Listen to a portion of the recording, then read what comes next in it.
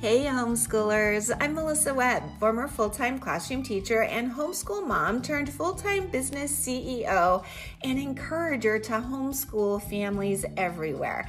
I am determined and dedicated to helping you in this journey that you're on.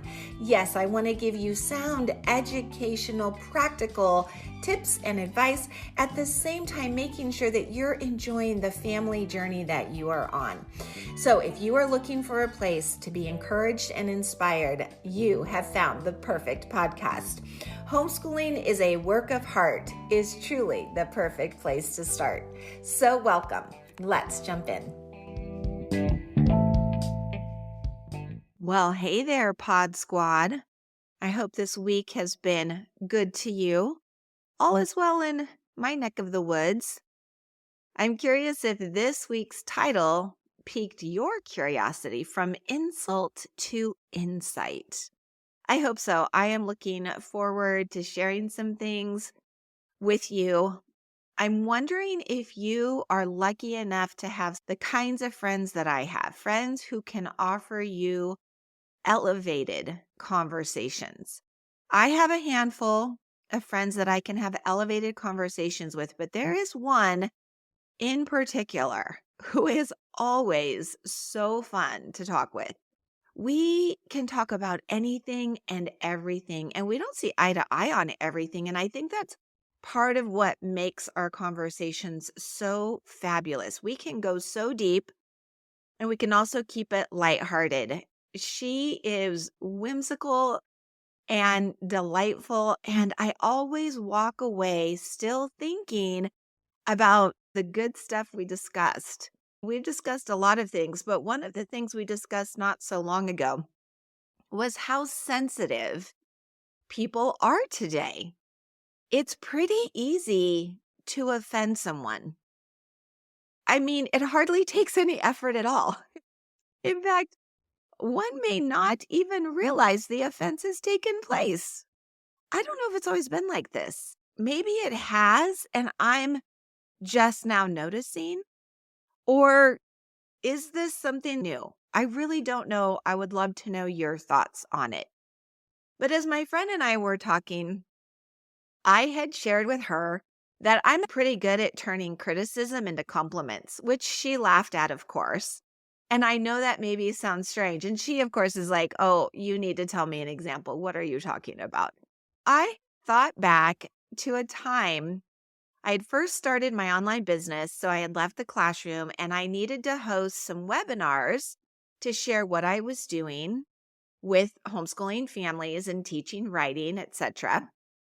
There's no doubt that when I held this early on webinar, I was really nervous, but I was also super excited. And in general, I'm a pretty energetic person. And so during this webinar, I doubt I ever stopped smiling. I'm sure I smiled the whole time. I had all this energy, and I made a lot of new friends in that webinar.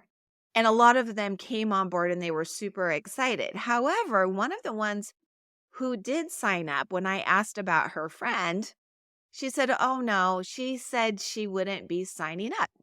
And of course, I was like, really? Why? And she said, well, she thinks you're a phony. That was the word she used, a phony. She said, yeah, there's no way. No one is that chipper, that positive, or that happy. And if she is, then she's not my cup of tea. Phony. Wow. Ouch. Isn't it interesting to watch how our brains work when something like that happens?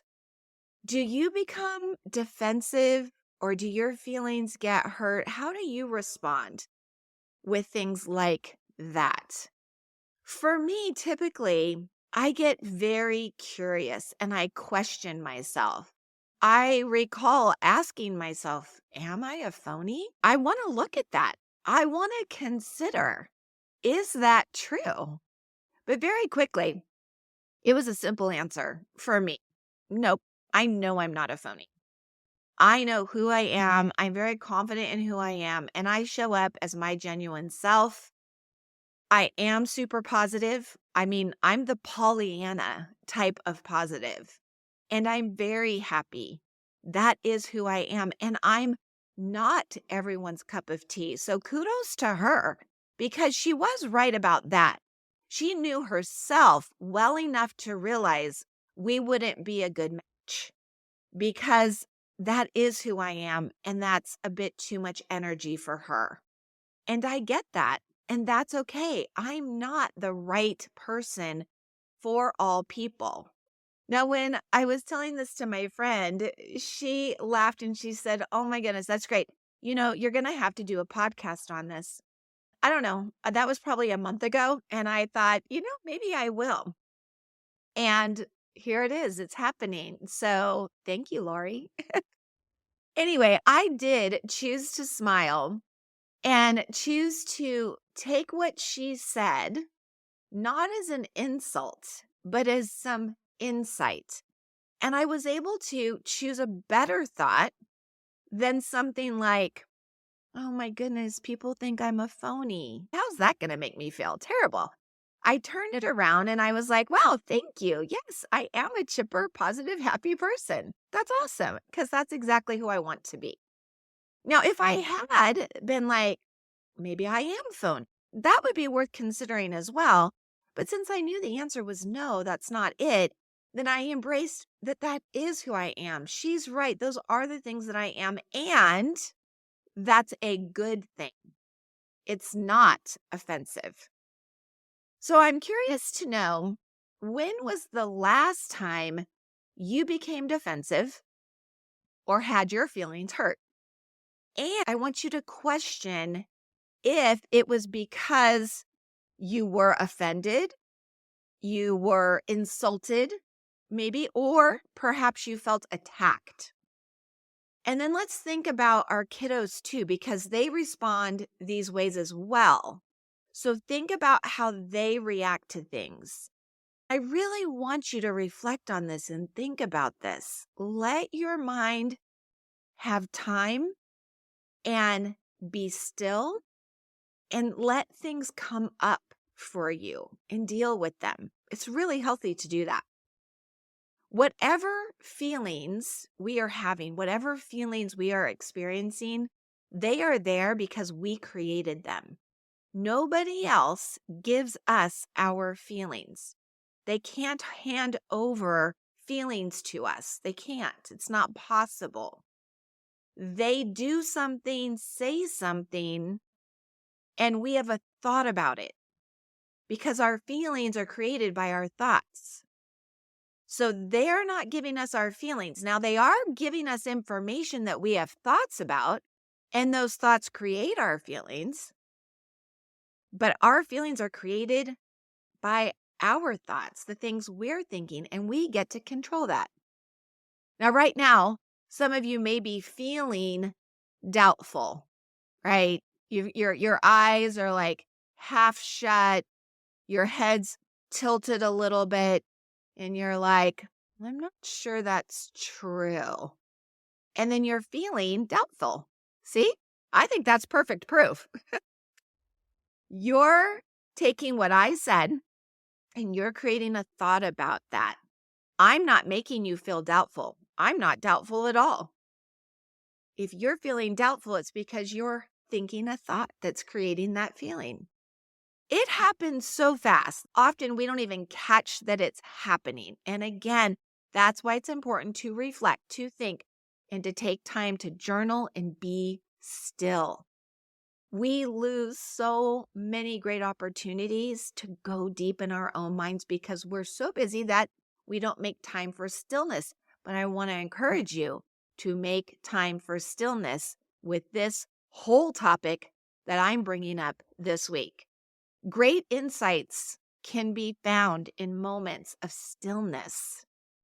So I'm going to encourage you to practice this. You could practice this with your kids, especially if you have a child who you feel is often offended or feels defensive. Why? Get to the why of that. Or maybe it's for you yourself. Are there ways in which we can turn insults into insights? Absolutely. It's going to require three things. One, you must be aware of them. Two, you must be willing to have conversations, whether with yourself conversations or maybe with your children.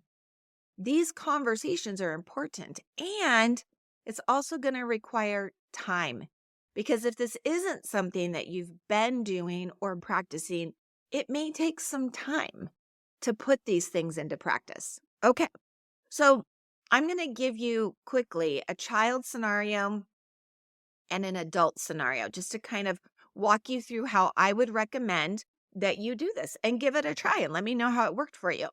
So let's imagine somebody has told your child, maybe another child said it, maybe even an adult said it, maybe grandma said it.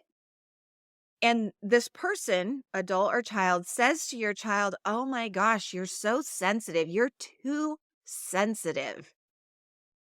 First, your child needs to be aware that was said by another person who has a thought that doesn't mean it's right or wrong. This is why I'm saying awareness and then conversation are very important, especially with children. To be able to say to your child, "Hey, that is what that person believes, and they're allowed to believe it, but you don't have to believe it if you don't. That's okay." I think we need to have those conversations. Let people believe what they want. We don't have to be believers of it. But here's the first thing. If you notice, I did this in the other example. I think this is very important. Get curious and ask, is it true? Maybe you are too sensitive. Maybe you are overly sensitive. But what does too sensitive even mean, or what does it look like? Awareness and conversation. Talk about it. Your child could surprise you and say, "Actually, Mom, it's true. I am the only one who gets this upset about things. I think I am too sensitive." Talk about that. Now, whether your child agrees or disagrees, this is where the insight happens. So, is that an insult? You're too sensitive. Well, if it was a true statement, I wouldn't even say it's an insult. It's an awareness. But if your child's like, "That's not true. I don't think that I'm too sensitive." Okay, let's talk about the insight portion of this. What does it mean to be a sensitive person?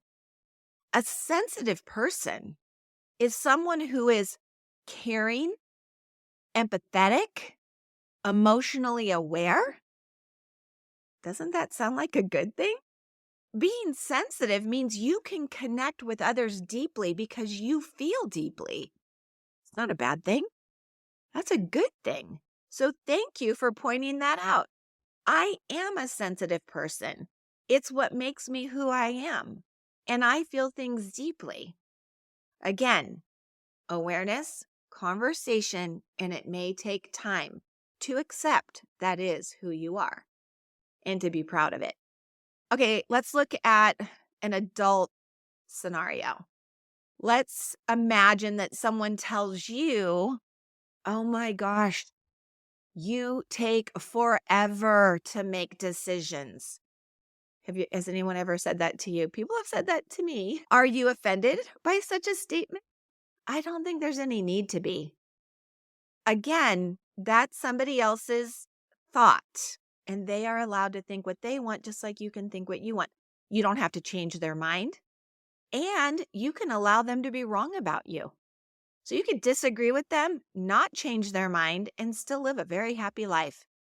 But again, you want to get curious and you want to ask yourself, is it true? Do I take forever to make decisions? First off, forever is a very long time. So right there, I'd be like, well, I don't take forever. That's not true. That's an exaggeration.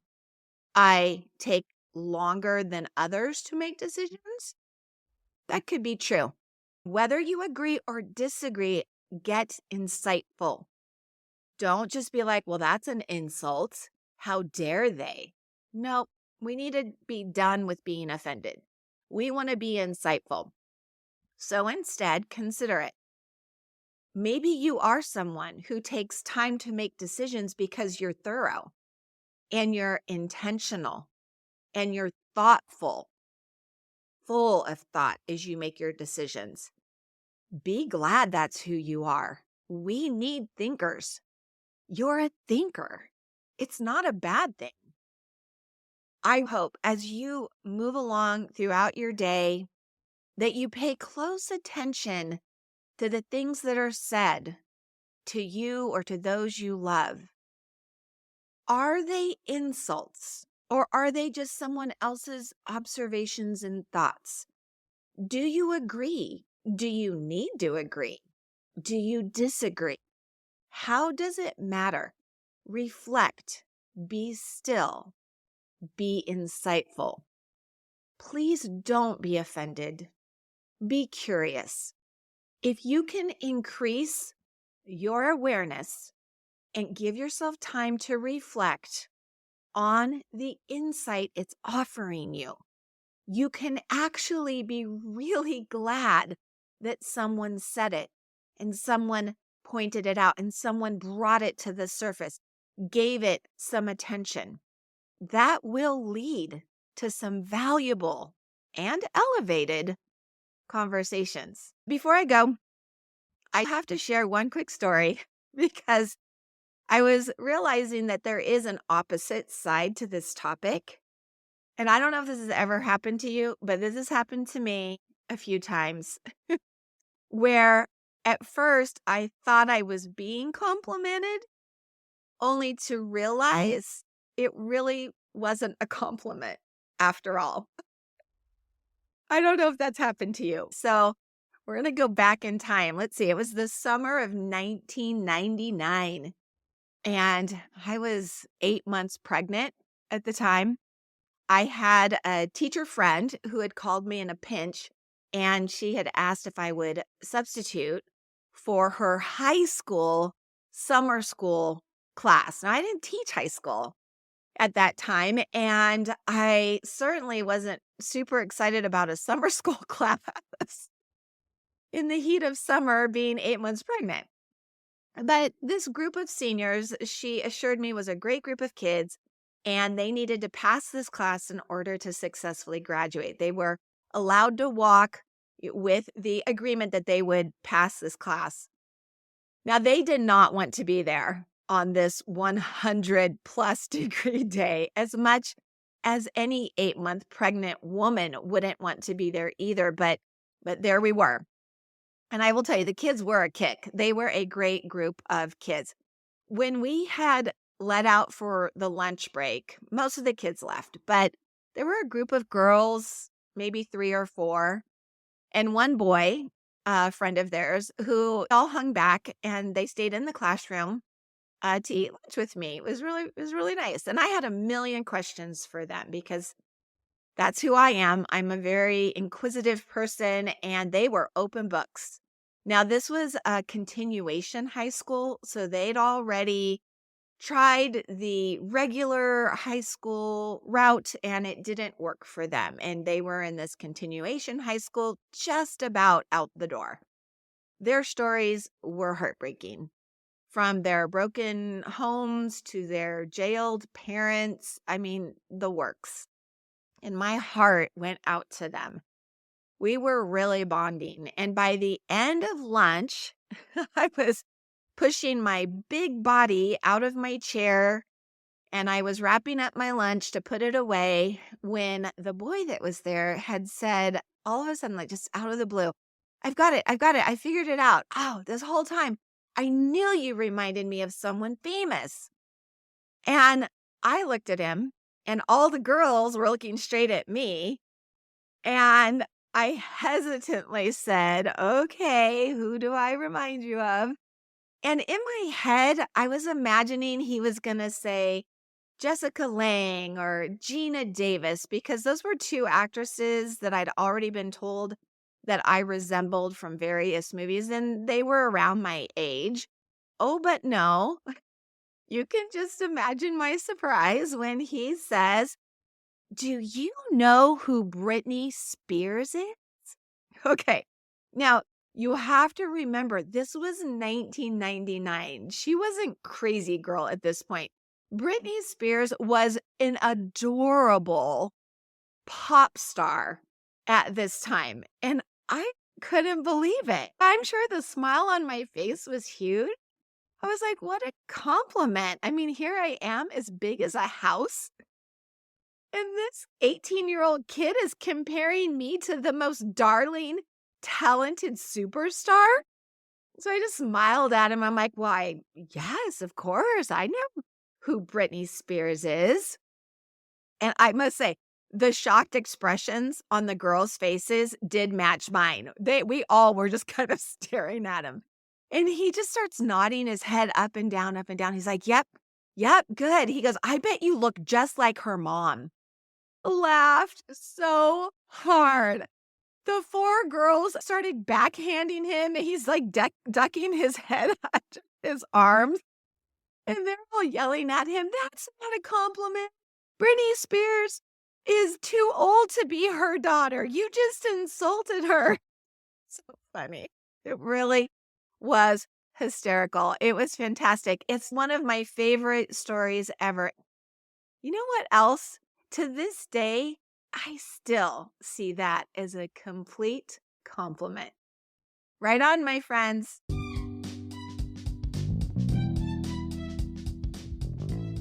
Well, thanks so much for tuning in and listening this week. Hey, if this was something that you found valuable, don't forget you want to subscribe or follow so that every time a new episode is dropped, you'll be the first to know. And hey, before you go, if you are looking to get some of this academic writing under your belt and outsourced so that it's one less thing, freeing you up to enjoy more time with your family, hey, you're going to want to head over to writeonweb.com to see what kinds of resources and materials I have available for you. I will look forward to seeing you there, and I will look forward to seeing you here in our next episode. Right on.